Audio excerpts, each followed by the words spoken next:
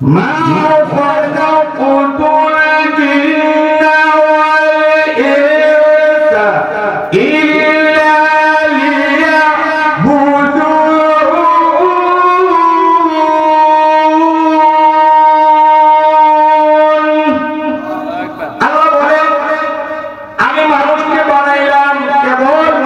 শুধুমাত্র আমার ইবাদত করার জন্য। এই যে ফেরেশতা এত সম্মানী, কোন পাপ করতে পারে না, অন্যায় করতে পারে না। ফেরেশতাদের দাম আর মাকাম আর মর্যাদা থেকে আল্লাহ মানুষের মাকাম মর্যাদা আল্লাহ বহু গুণ বাড়িয়ে দিয়েছেন। সুবহানাল্লাহ বলেন। আপনার যত মূল্য আছে, আমার যত মূল্য আছে, ফেরেশতাদের থেকে হাজার হাজার গুণ মূল্য, দাম আর মাকাম মর্যাদা মানুষকে আল্লাহ দান করেছেন। সুবহানাল্লাহ বলেন। তাহলে আপনার দাম বেশি না ফেরেশতার দাম বেশি? বলেন দেখুন, কার দাম বেশি? আপনার দাম বেশি, মানুষের দাম বেশি।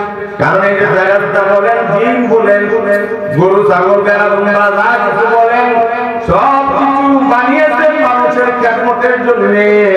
আর আল্লাহ তাবারক ওয়া তাআলা মানুষকে বানিয়েছেন আল্লাহ তাআলার ইবাদত করার জন্য। এই জন্য আল্লাহ বলেন, যে মানুষেরা আমার ইবাদত করবে, আমার গোলামি করবে, আমার দাসত্ব করবে, এই মানুষকে আমি আল্লাহ এত স্বল্প পরিমাণে সম্মান দেই নাই। আল্লাহ বলতেছেন, ওয়ালাকাদ কাররামনা বনি আদম। আল্লাহ যত প্রাণী বানিয়েছেন, আল্লাহ বলতেছেন, যত প্রাণী আমি আল্লাহ বানাইছি, এত দাম নাই, এত মূল্য নাই, এত মর্যাদা নাই, যত মর্যাদা আমি আল্লাহ পাকের কাছে বান্দা, আমি আল্লাহ বান্দাকে এত সম্মানী করে বানাইছি। শুধুমাত্র বান্দারা আর বান্দিরা আমার ইবাদত করবে, আমার গোলামি করবে, যে কারণে আমি আল্লাহ তাদের দাম আর মাকাম মর্যাদাকে আমি আল্লাহ বানায়া দিলাম। শুধু তাই নয়, আল্লাহ এই জায়গায় বলতেছেন, তাদেরকে মর্যাদা দিলাম, দাম দিলাম, মাকাম দিলাম। শুধু তাই নয়, আমি আল্লাহ যত সুন্দর আমি আল্লাহ বানাইছি, সমস্ত সৌন্দর্য একদিকে আর অপরদিকে মানুষের সৌন্দর্য আমি রাখলাম। সবচেয়ে আমি আল্লাহ মানুষকে সুন্দর করে বানাইছি। সুবহানাল্লাহ। আল্লাহ কাদেরকে সুন্দর করে বানাইছে? মানুষকে। আল্লাহ বলতেছেন, لقد خلقنا الإنسان في أحسن تقويم।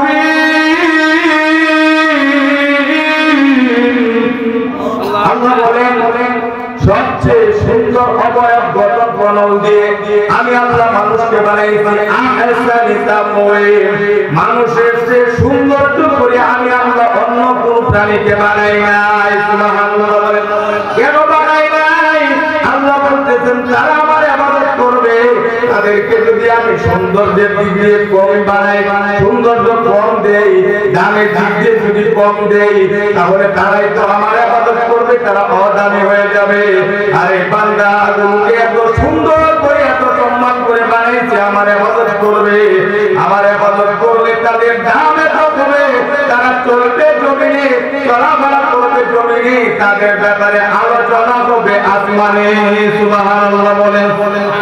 আমরা কি চাই না যে আমাদের ব্যাপারে আসমানে আলোচনা হোক? আমরা চাই না এটা। যদি আমরা চাই তাহলে আমাদেরকে ইবাদত করতে হবে। কবি বলতেছেন যে সমস্ত বুজুর্গগিরি, সমস্ত ধরনের পীরগিরি সব সর্বর 5 ওয়াক্ত নামাজের মধ্যে। কবি বলতেছেন, পাঞ্জে বুজুর্গে হাসতে আন্দার ইয়াদেও ইয়াদেও কুন ইয়াদেও কুন ইয়াদেও।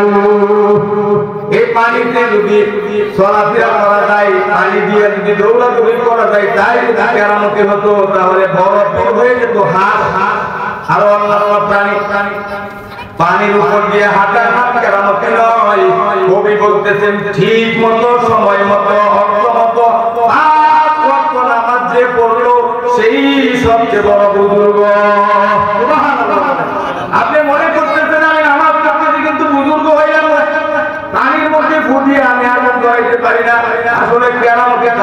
নয়, কেরামতি হলো আল্লাহর হুকুম নবীজির তরিকা অনুযায়ী জীবনকে পরিচালনা করবে সেই সবচেয়ে বড় বুজুর্গ। জুনাইদ বাগদাদীর নাম আপনারা শুনেছেন। তার দরবারে একজন এরকম তাকে সেবা করার জন্য, খেদমত করার জন্য একটা খাদেম বহু বছর ছিল।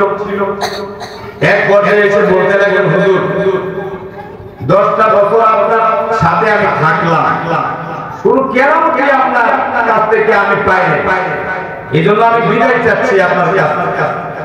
জুনাইদ বাগদাদী বলতেছেন যে এত বছর 10 বছর তুমি আমার কাছ থেকে কোনো কেরামতি পাও নাই, এই জন্য তুমি চলে যাচ্ছ। বহু জনের কাছ থেকে শুনছি যে পানিতে ফুট দিলে আগুন হয়ে যায়, বহু কিছু হয়ে যায়, আপনার কাছ থেকে এমন কোনো কেরামতি পাই না। জুনাইদ বাগদাদী বলতেছেন, রে বাবা, এই যে 10টা বছর আমার সাথে তুমি ছিলে, কোনদিন কোন মুহূর্তের জন্য কি হুজুরে আমিন সাল্লাল্লাহু আলাইহি ওয়াসাল্লামের সুন্নাত থেকে পিছপা হওয়া, সুন্নতের বিপরীতে চলার কোন আমল আমার কাছ থেকে পেয়েছো নাকি? বলতেছে না, 10 বছরের মধ্যে আমি কোনদিন সুন্নত তরিকার বাহিরে কোনো আমল করতে দেখি নাই। জুনাইদ বাগদাদী বলতেছেন, রে সবচেয়ে বড় বুজুর্গ কেরামতি হলো আল্লাহর রাসূল সাল্লাল্লাহু আলাইহি ওয়াসাল্লামের তরিকা অনুযায়ী চলা, আল্লাহর হুকুম মতো জীবনটাকে পরিচালনা করা। যদি কেউ নবীজির তরিকা, আল্লাহর হুকুম মতো জীবনকে পরিচালনা করতে পারে, তাহলে সে আল্লাহ পাকের কাছে যা বলবে আল্লাহ তা দিতে বাধ্য হয়ে যায়। সুবহানাল্লাহ বলেন। এই জন্য আল্লাহ পাক বলতেছেন, রে বান্দা, তোমার জান আর মাল আমার রাস্তায় কুরবানি করো। আমরা অনেক ক্ষেত্রে জান দেই মুখে মুখে, কিন্তু কাজে কর্মে আমরা জান দিতে রাজি না। কারণ আমরা বলি আমি সবকিছু আল্লাহর জন্য করি, কিন্তু আমার কাজে বলি না আমি আল্লাহর জন্য করি না। বলতেছি আল্লাহ মালিক, কিন্তু আমি ব্যাংকে বিভিন্ন ভাবে দৌড়াচ্ছি। বলতেছি আমি যদি এই লোন না তুলতে পারতাম তাহলে আমি মরেই যেতাম। তাহলে আপনি কিভাবে বলেন যে আপনি আল্লাহর উপর তাওয়াক্কুল আর ভরসা করেন?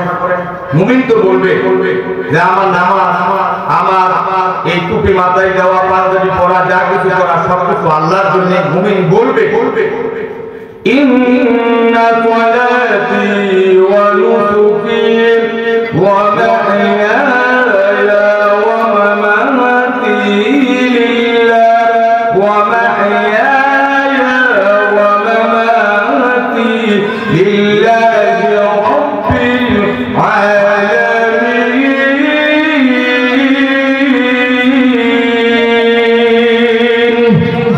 মুমিন বলবে আমার নামাজ পড়া, আমার টুপি পরিধান করা, পাঞ্জাবি এরকম পরিধান করা, মসজিদে জামাতের সাথে নামাজ আদায় করা, ওয়াজ মাহফিল শোনা, ওয়াজের আয়োজন করা, যা কিছু করা সব কিছু হবে লিল্লাহি রাব্বিল আলামিন, আল্লাহর জন্য। মুমিনের হাতে কথা বলবে আল্লাহ, মুমিনের জবান কথা বলবে আল্লাহ। মুমিন যখন দেখবে আল্লাহ হুকুমকে কেউ লঙ্ঘিত করে, আল্লাহ রাসূলের ব্যাপারে কেউ কটূক্তি করে, তখন মুমিন বলবে যা চলে যাবে যা, আমার জীবন থাকতে হুজুরে আরবির ব্যাপারে কেউ অশুভনীয় কথা বলবে তা হতে পারে না।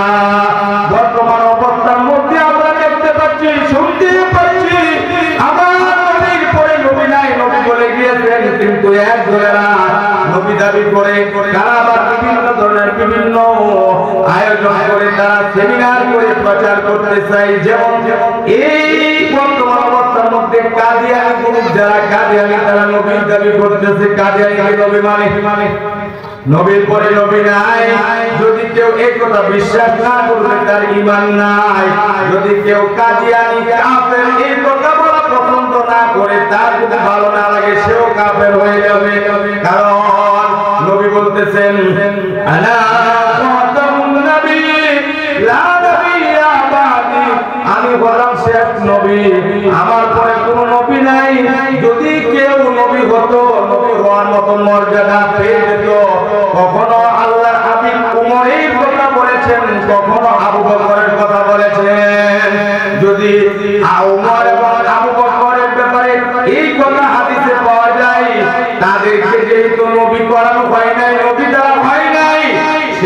জায়গাতে যদি কাদিয়ানীকে নবী হিসাবে কেউ মানে এবং এই প্রচার যারা করে কেউ যদি বাধা না দেয়, তাদের বিরোধিতা না করে, মনে রাখতে হবে তারা নবীর দুশমন এবং নবী বিরোধী তারা কর্মী। কথা ঠিক না ঠিক বলেন? এই জন্য নবীকে ভালোবাসতে হবে জীবনের চেয়ে। আমি যে আয়াতে কারিমা তেলাওয়াত করেছি সেই আয়াতে কারিমা কার সাথে নাযিল হয়েছে?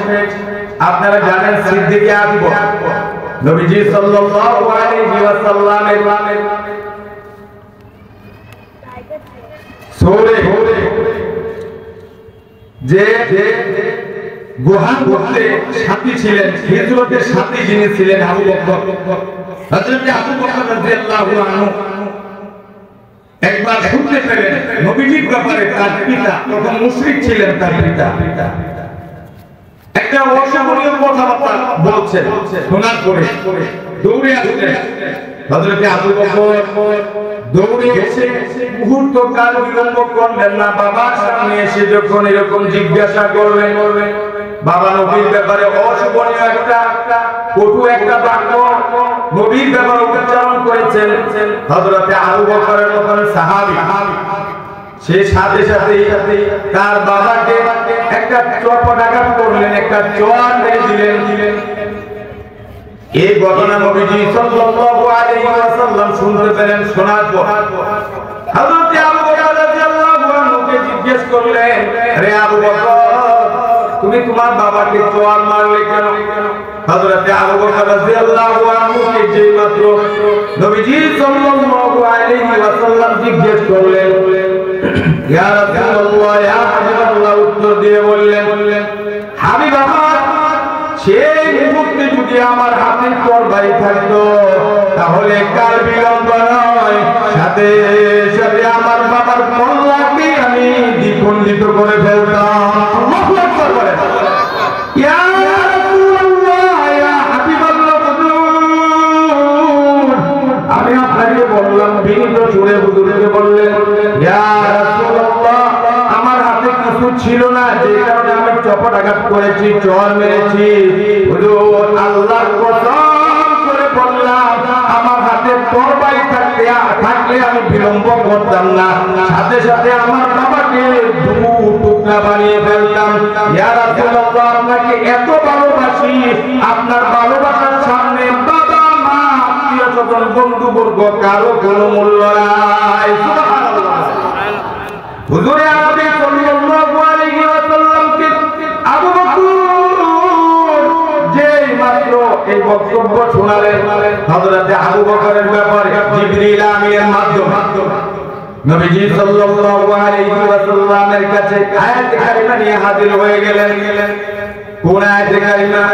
হুজুরে আরবি সাল্লাল্লাহু আলাইহি ওয়াসাল্লামকে শুনিয়ে দিলেন। আল্লাহ বলতেছেন, আবু বকরের শানে নাযিল হয়ে গেলেন, লা তাজিদু কওমান ইউমিনুনা বিল্লাহি ওয়াল ইয়াউমিল আখির ইউআদুনা মান আদাল্লাহা ওয়া রাসূলাহু يوادون من حاد الله ورسوله لتجدوا قوما يؤمنون بالله واليوم الآخر يوادون من حاد الله ورسوله। হুজুর আরবি সাল্লাল্লাহু আলাইহি ওয়াসাল্লামকে জিবরিল আমিন জানিয়ে দিলেন। পুরো আয়াতটা তেলাওয়াত করা সম্ভব হলো না।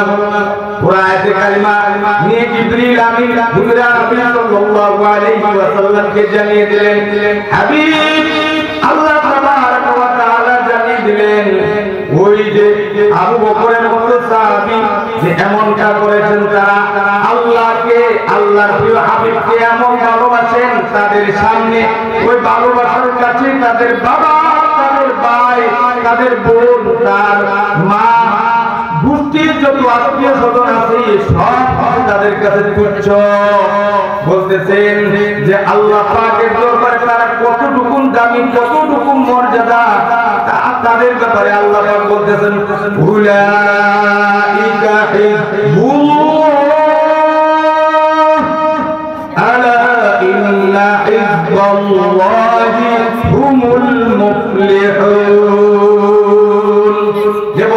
তারাই হলো আল্লাহর দল, আর যারা আল্লাহর দল তারাই হলো সফল কামওয়ালা। হযরত আবু বকর রাদিয়াল্লাহু আনহু কাবা চত্বরে একবার কালেমার দাওয়াত দিচ্ছেন, লা ইলাহা ইল্লাল্লাহ মুহাম্মাদুর রাসূলুল্লাহ। হযরত আবু বকরের সাথী সঙ্গী ছিলেন হযরত আবু বকর দাওয়াত দিচ্ছেন, তার গোষ্ঠীর লোকেরা এই দাওয়াত দেওয়ার অপরাধে আবু বকরকে প্রহার করলেন, মারধর করলেন। সাধারণ কোনো মার নয়, সাধারণ কোনো প্রহার নয়। হযরত আবু বকর রাদিয়াল্লাহু আনহুকে মারতে মারতে বেহুশ করে জমিনের মধ্যে ফেলে দিলেন। আবু বকর বেহুশ হয়ে জমিনের মধ্যে পড়ে গেল। সাথী সঙ্গীরা তার সাথেই ছিল। আবু বকর বেহুশ হয়ে জমিনের মধ্যে পড়ে থাকলেন। অপরাধ হলো সে কালিমার দাওয়াত দিয়েছে। কি বলেছে? আল্লাহ ছাড়া কোনো মাবুদ নাই, হযরত মুহাম্মদ মুস্তাফা সাল্লাল্লাহু আলাইহি ওয়াসাল্লাম আল্লাহর রাসূল। এই কথার দাওয়াত দেওয়ার অপরাধে আবু বকরকে মেরে মেরে জমিনের মধ্যে বেহুশ করে ফেলে দেয়। হযরত আবু বকর বেহুশ হয়ে জমিনে পড়ে রইলেন। হুশ যেই বন্ধু আবার ফিরে ফেলেন, হুশখানা ফিরে পাওয়ার পর হযরত আবু বকর রাদিয়াল্লাহু আনহু সাথী সঙ্গীকে দেখতে পেলেন। তাদেরকে জিজ্ঞেস করতে লাগলেন যে মা মুহাম্মদ সাল্লাল্লাহু আলাইহি ওয়াসাল্লাম, আমার প্রিয় হাবিব মুহাম্মদ সাল্লাল্লাহু আলাইহি ওয়াসাল্লামের কি অবস্থা, কোথায় আছেন, কেমন আছেন? সাথী সঙ্গীরা বলতেছে, হে আবু বকর, তোমার কি কোনো শরম নাই, তোমার কোনো লাজ নাই যে কালেমা দেওয়ার কারণে, যে মুহাম্মদের নাম নেওয়ার কারণে তোমাকে মেরে মেরে এরকম ভাবে জমিনের মধ্যে বেহুশ করা ফেলে দেয়, তারপরে তোমার শরম নাই, তোমার লজ্জা নাই? হযরত আবু বকর এই কথার কোনো জবাব দেয় না, শুধু সে বলে মা বাবু মুহাম্মাদিন সাল্লাল্লাহু আলাইহি ওয়াসাল্লাম, তোমরা বলো আমার হাবিব কোথায় আছেন, কেমন আছেন, কি অবস্থা? আমার হাবিব সাল্লাল্লাহু আলাইহি ওয়াসাল্লামকে একটা নজর দেখতে চাই। সুবহানাল্লাহ বলে কেমন ভালোবাসা থাকলে, কেমন মুহাম্মদ থাকলে পরে তাকে মার দেওয়া হয়েছে, প্রহার করা হয়েছে, বেহুশ হয়ে গিয়েছেন। হুশ খানা ফিরে আসার পরে আবারও সেই মুহাম্মদের নাম নিচ্ছে। এরকম ভাবে তার বাবা এসে বললেন, বাবা, আবু বকরের বাবা এসে বলাইতে লাগলেন, বাবা তুমি অল্প কিছু খাবার খাও, সারা রাত কোনো কিছু খাও নাই, না খেয়ে দিন পার করে দিচ্ছে। আবু বকর বলতেছে, বাবা আমার জীবন চলে যাবে, আমার এই জীবন থাকা অবস্থায় যতক্ষণ পর্যন্ত আল্লাহর রাসূল প্রিয় হাবিবকে আমি না দেখবো, আল্লাহর প্রিয় হাবিব কেমন আছেন, কোথায় আছেন, তার সাথে আমার সাক্ষাৎ না হবে, ততক্ষণ পর্যন্ত আমি তো লুকমা মুখে দেব না। সুবহানাল্লাহ। হযরত আবু বকরকে মা বুঝায়, বাবা বুঝায়, উম্মে জামিল হযরত ওমর রাদিয়াল্লাহু আনহু খারাপ বোন এসে বুঝাতে লাগলেন, কাজ হয় না। সে যখন আসতো তাকে জিজ্ঞেস করলেন, উম্মে জামিল আমার প্রিয় হাবিব কোথায় আছে? উম্মে জামিল বলেন, আর কম রাদিয়াল্লাহু আনহু এখানে আছে। উম্মে জামিলকে বলেন, আর দেরি করো না, আর বিলম্ব করো না, তাড়াতাড়ি ওইখানে আমাকে নিয়ে যাও। তারা কেউ নিয়ে যাচ্ছে না, দেরি করতেছে। এরকম ভাবে রাত পার হয়ে গেল, তাকে কোনো লুকমা খাওয়াতে পারে নাই, বিলম্ব হচ্ছে। জীবনটাকে বাঁচানোর করতে হুজুরে আরবি সাল্লাল্লাহু আলাইহি ওয়াসাল্লামের দরবারে তাকে নিয়ে যাও। যে হুজুরে আরবি সাল্লাল্লাহু আলাইহি ওয়াসাল্লামের দরবারে নিয়ে গেলেন, তখন সাথে সাথে হযরত আবু বকর রাদিয়াল্লাহু আনহু বলে ফেললেন, কুল্লু মুসিবাতিন বা'দাকা জালাল, যত ধরনের মুসিবত, যত ধরনের অত্যাচার, যত ধরনের কষ্ট, সব কিছু আমার কাছ থেকে বিদায় নিয়েছে। এই মাত্র কেবলমাত্র আমার অন্তরের মধ্যে শান্তি ফিরে এসেছে। সুবহানাল্লাহ। যার চেহারা দেখলে ক্ষুধা মারণ হয়ে যায়, যার চেহারা দেখলে কষ্ট একেবারে পালিয়ে যায়, যার চেহারা দেখলে পরে ক্লান্তি দূর হয়ে যায়। হুজুরে আরবি সাল্লাল্লাহু আলাইহি ওয়াসাল্লামের সাথে মুলাকাত করলেন, বুকের সাথে বুক মিলিয়ে কেঁদে দিলেন, হুজুর আমার যত কষ্ট সব কিছু ম্লান হয়ে গেল। হুজুরে আরবি সাল্লাল্লাহু আলাইহি ওয়াসাল্লাম কাঁদতে লাগলেন, আবু বকর কাঁদতে লাগলেন। তাদের দুজনের কান্না দেখে উপস্থিত সাহাবায়ে কেরাম কাঁদতে লাগলেন। কান্নার কারণ হযরত আবু বকর হুজুরকে ছাড়া কিছু বোঝে না, হুজুর হযরত আবু বকরকে এতটাই মহব্বত করে। সুবহানাল্লাহ বলেন। এক সাহাবী হুজুরে আরবি সাল্লাল্লাহু আলাইহি ওয়াসাল্লামের কাছে বসে আছেন, একবার হুজুরের চেহারা দিকে তাকায়, আরেকবার নিচের দিকে তাকায়, এরকম ভাবে পেরেশানি হচ্ছে। হুজুর জিজ্ঞেস করলেন, তুমি এমন ছটফট করতেছো কেন, ছটফট করতেছো কেন? সাহাবী তখন উত্তর দেয়, ইয়া রাসূলুল্লাহ, ইয়া হাবিবাল্লাহ, হুজুর হায়াতের কতটুকু বাকি আছে আমি জানি না, কবে যেন মারা যাই বলতে পারবো না। ইয়া রাসূলুল্লাহ, ইয়া হাবিবাল্লাহ, হুজুর দুনিয়াতে হায়াতি জিন্দেগি থাকা অবস্থায় আপনাকে যা দেখার দেখে নেই। হুজুর বললেন কারণ? হুজুরকে তখন সাহাবী বলতে লাগলেন, ইয়া রাসূলুল্লাহ, ইয়া হাবিবাল্লাহ, হুজুর নবীদেরকে আল্লাহ উঁচু মাকামের জান্নাত দিবেন, অনেক বড় জান্নাত দিবেন, জান্নাতুল ফেরদাউস দিবেন। আর আমি তো ছোট একজন বান্দা, আমাকে আল্লাহ ছোট জান্নাত দিবেন। আমি যে জান্নাতে থাকবো ওই জান্নাত থেকে তো আপনাকে দেখতে পারবো না। তাই হুজুর ওই কথা মনে মনে চিন্তা করে আমি স্থির করলাম, যা দেখার হুজুরকে জীবিত থাকা অবস্থায় দেখে নি। সুবহানাল্লাহ বলেন। সেখানে তো আর দেখতে পারবো না। হুজুরে আরবি সাল্লাল্লাহু আলাইহি ওয়াসাল্লাম তখন সাহাবীকে সান্ত্বনা দেওয়ার জন্য আয়াতে কারিমা তেলাওয়াত করে শোনালেন। আয়াতে কারিমা হুজুর সাহাবাকে শোনাইতে লাগলেন, ওয়া মান ইউতি'িল্লাহা ওয়ার রাসূল ফাউলাইকা মা'আল্লাযীনা আন'আমা আল্লাহু আলাইহিম মা'an নাবিয়্যিন ওয়াস-সিদ্দীকিন ওয়াশ-শুহাদা'i ওয়াস-সালিহিন ওয়া হাসুনা উলাইকা রাফীকা। হুজুর আরবি সাল্লাল্লাহু আলাইহি ওয়াসাল্লাম যে মুহূর্তে তাকে আয়াতে কারিমা তেলাওয়াত করে শুনিয়ে দিলেন, তার স্থির হয়ে গেল, কলিজা শান্তি পেয়ে গেল। হুজুর বুঝালেন যারা হুজুরের আদর্শকে আঁকড়িয়ে ধরবে তাদের পথ এবং মতের সাথে এক হয়ে তাদের হায়াতি জিন্দেগিকে শেষ করবে, তারা সিদ্দীকীনদের সাথে নবীদের সাথে তাদের হাতর হবে, জান্নাতে বসবাস হবে। সুবহানাল্লাহ। এরকম শুধু পুরুষরা নবীকে ভালোবেসেছে এরকম নয়, ভালোবাসা জিন্দেগি নবীজির মহব্বতের প্রেমের যদি ইতিহাস তালাশ করেন ইতিহাসের মধ্যে পাবেন এক মহিলা উহুদ যুদ্ধে খবর পেলেন যে কুতিলা মুহাম্মদ দুনিয়ায় নাই। এই কথা শোনার পর তার ঘরের দরওয়াজা মারতে তারা খেয়াল রইল না, দরওয়াজা খুলে বাহিরে বের হয়ে আসবে। মদিনার অলিগলিতে তিনি খোঁজ করতে লাগলেন কাউকে পাওয়া যায় কিনা, নবীর খোঁজ খবর নেওয়া যায় কিনা। তো সাথে সাথে তার সামনে একজন উপস্থিত পেয়ে গেলেন, উপস্থিত পাওয়ার পরে তাকে সালাম দিলেন। সালাম দেওয়ার পরে জিজ্ঞেস করলেন, মা বাদু মুহাম্মাদিন সাল্লাল্লাহু আলাইহি ওয়াসাল্লাম, হে আল্লাহর বান্দা তুমি কি বলতে পারো আমার নবীজি কোথায় আছেন, কেমন আছেন? নবীজি এই মুহূর্তে কোন জায়গার মধ্যে বসবাস করতেছেন?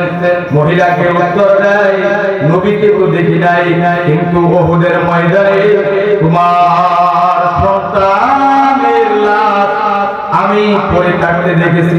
তোমার সন্তান শহীদ হয়ে জমিনের মধ্যে পড়ে আছে, তোমার সন্তানের লাশকে পড়ে থাকতে দেখেছি। মহিলা বলিয়াছেন, তোমাকে তো আমার সন্তানের কথা জিজ্ঞেস করি নাই। কেমন ভালোবাসা বুঝে মহিলা বলিয়াছেন, আমার সন্তানের কথা তোমাকে জিজ্ঞেস করি নাই, নবীর কথা জিজ্ঞেস করলাম। বলতেছে নবীর ব্যাপারে আমি জানি না। সম্মুখ পানে আবার অগ্রসর হলেন, আবার আরেক বান্দার সাথে সাক্ষাৎ হলো, তাকে জিজ্ঞেস করলেন মা বালু মুহাম্মাদিন সাল্লাল্লাহু আলাইহি ওয়াসাল্লাম, হে আল্লাহর বান্দা তুমি কি বলতে পারো আমার হাবিব কোথায় আছেন, কেমন আছেন, কি অবস্থা? মহিলাকে উত্তর দেয় আমার সামনে নবীজি পড়ে নাই, নবীজির ব্যাপারে আমি জানি না, তবে উহুদের ময়দানে তোমার স্বামীর লাশ পড়ে থাকতে দেখেছি। সুবহানাল্লাহ বলেন। আমি নবীজিকে দেখি না, নবীর ব্যাপারে আমি জানি না, তবে তোমার স্বামীর লাশ উহুদের ময়দানের এক প্রান্তে পড়ে থাকতে দেখেছি। মহিলা বললেন আমার স্বামীর ব্যাপারে তোমাকে জিজ্ঞেস করি নাই। মহিলা সম্মুখ পানে অগ্রসর হতে লাগলেন, সম্মুখ পানে আরেকজনকে সাক্ষাৎ পেলেন, তাকে জিজ্ঞেস করলেন মা বালু মুহাম্মাদিন সাল্লাল্লাহু আলাইহি ওয়াসাল্লাম। যখন বললেন তখন মহিলাকে উত্তর দেয় আমি তো তোমার নবীর ব্যাপারে তোমাকে তথ্য দিতে পারলাম না, কিছু বলতে পারলাম না, কোথায় আছেন আমি জানি না, তবে তোমার বাবা তোমার বাপ জান শহীদ হয়ে উহুদের এক প্রান্তে পড়ে আছে, তার লাশটা আমি দেখেছি। মহিলা বলেন বাবার কথা আমি জিজ্ঞেস করি নাই। মহিলা সম্মুখ পানে গতিতে অগ্রসর হতে লাগলেন, আরেক বান্দার সাথে সাক্ষাৎ হলে পরে বললেন মা বালু মুহাম্মাদিন সাল্লাল্লাহু আলাইহি ওয়াসাল্লাম, হে আল্লাহর বান্দা তুমি বলতে পারো আমার হাবিব কোথায় আছেন, কেমন আছেন? ওই সাহাবী ডাক দিয়ে বলে ওই কে দেখা যায় আল্লাহর প্রিয় হাবিব ওখানে মজমা করতেছেন, আল্লাহর প্রিয় হাবিব ভালো আছেন, আল্লাহর প্রিয় হাবিব মজমা করতেছেন, ভালো আছেন। এই খবরটা মহিলা যেই মাত্র শুনলেন দৌড় করতে গিয়ে সালাম দিলেন, আসসালাতু ওয়াসসালামু আলাইকা ইয়া রাসূলুল্লাহ, আসসালাতু ওয়াসসালামু আলাইকা ইয়া হাবিবাল্লাহ। তখন হুজুরকে সালাম দেওয়ার পরে তখন মহিলা বলতেছেন কুল্লু মুসিবাতিন বা'দাকা জালাল। মহিলা কথাটা কবি বলতেছেন ভাই বাবা ও ভাই শহীদ হলেন, আরো বলেন স্বামী তুমি আছো সবই আছে কিছুই চাই না আমি। বাবা ও ভাই শহীদ হলেন, আরো বলেন স্বামী তুমি আছো সবই আছে কিছুই চাই না আমি। আল্লাহু আকবার বলেন। তাহলে পুরুষরা শুধু আল্লাহ প্রিয় হাবিবকে ভালোবেসে এমনটা নয়, মহিলারা পর্যন্ত তারা তাদের নিজের জীবনের চেয়েও স্বামীকে যতটা ভালোবেসেছে, সন্তানকে যতটা ভালোবেসেছে, ভাইকে যতটা ভালোবেসেছে, তার চেয়েও বেশি ভালোবাসা আল্লাহর প্রিয় হাবিবের জন্য তাদের দিলের মধ্যে রেখেছে। আর এই কারণে আল্লাহ তাদের ব্যাপারে বললেন উলাইকা হিজবুল্লাহ আলা ইন্না হিজবাল্লাহি হুমুল মুফলিহুন। আল্লাহু আকবার। তারাই হলো দল আর তারাই হলো সফল কামওয়ালা। আমরা চাই না যে আমরা সফল কামওয়ালা হতাম, যদি সফল কামওয়ালা হতে চাই 5 ওয়াক্ত নামাজ পড়তে হবে। হুজুর আরবি সাল্লাল্লাহু আলাইহি